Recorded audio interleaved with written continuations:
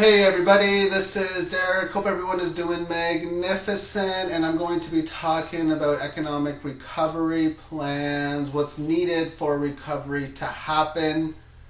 In order for there to be one, I think two things have to be eliminated first, and that will be greed and lies, which is what our economy is based upon right now. That of greed, lies, deception, misinformation, stuff like that. Now, the greed point of view is that where the rich get richer and the poor getting poorer. I'm sure a lot of people have heard that 98% of all the money is owned by 2% of the people. Maybe it's now that 99% of the money is owned by 1% of the people. That's a massive problem, in my opinion, when we are at that type of level. The rich take from the poor and then take some more from the poor. That's got to stop. How that stops, the only way that I can think of it is for people to just eliminate that negative vibration that has been holding them back. Once that can be eliminated, then I think we can actually be able to move on. The lies, you're hearing them talk about information. Well, the unemployment's probably going to be peaking very soon. They said today in an article we had unemployment go up to 10.2%, and these analyst economists were stating that it was supposed to peak around that level in 2010, that maybe it might be just a little bit higher before it actually peaks. Once again, this is in denial of truth. Big time. And a lot of the reason why the unemployment rate has to go up is because of technology. And the problem that I see happening right now is they are trying to fight technology rather than work with technology. A lot of these jobs that are just so tedious, that doesn't challenge people, that doesn't help people find out who they are, these are the ones that robots can easily be taking. And you might be saying, well, isn't that going to mean unemployment rates exceptionally higher? Potentially, yes. But if we can find out more on an individual level what people's strengths and people's weaknesses are, what the Earth's needs of supply and demand is, then we can get people to do productive things. Maybe this means shortening the average work week from 40 down to 20 hours. Wouldn't we all want that? And maybe this could also create jobs in the sense of adding positive energy. Because it's been stated that if you put a lot of people, like mass people, like 5, 10, 20,000 people together working on a similar topic of using that positive energy, this can reduce crime rates so huge, it would be a positive. So maybe there could be jobs available for that. New innovative ideas that is not based on the system we have today. For if you have a house that's just run down, so old, it just makes you feel upset to be in it, sure, you can clean it as best that you can. You can try to make a few renovations or a few changes, but until you actually tear the house down and put a new one up, it's still going to be that old, miserable house, if you will. Same thing with the dollar and the system right now. Until we can destroy this system, it's going to stay miserable, and you tear it down, you build anew.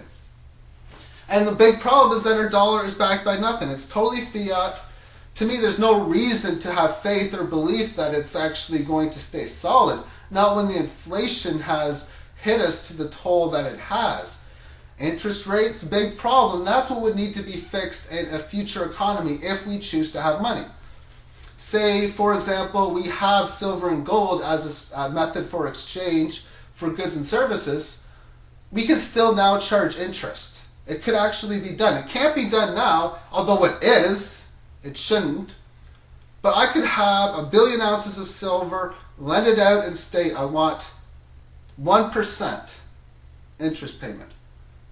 Okay, so over the year, 1% of 1 billion would be 10 million. if they were able to mine 20 million ounces of silver, then the interest would actually be able to work. The way it's set up today, even a quarter point or 0.25% interest is still going to guarantee that. Yet so many banks, so many credit cards are charging a heck of a lot more. And the compounded interest becomes even a greater problem.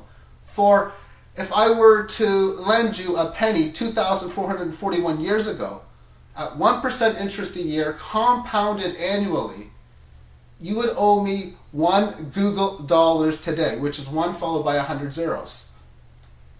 Just because compounded interest is problematic. Now, if it wasn't compounded, it would be like $2.45 you would owe me. So a new economy has to eliminate this interest problem that we have, which I think is based upon greed anyway. Greed and lies, they gotta go. They totally have to go. As far as military is concerned, this is an idea that I think would actually work pretty well, and it would have, many nations would have to work together on this. And the idea would be this: let's spend our resources, let's spend our military and our time on defensive military and a damn good defensive military system, and spend nothing on offensive. If other people want to go and fight over in Jerusalem or in Iran or whatever, let them go at it. We will not get involved. When you have heard people say, oh, they're craving for attention and they're doing these bad things, people have said ignore them and they will go away. Well, this would be the same type of deal. And if you can get many nations like the United States, Canada, many places in Europe, Australia, even China, all of these places together to concentrate on defense, this would be a big progress to the end of war and less spending towards military. Although you'd still be spending some for the defensive part, but if it's that good defensively, there's no way they're going to come and attack you because they would be quite stupid to do so.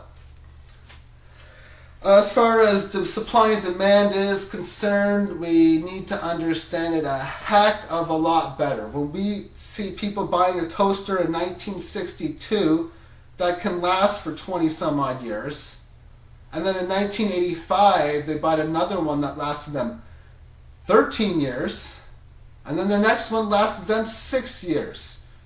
You can see there's a problem with controlled scarcity, because the economic system is the way it's designed.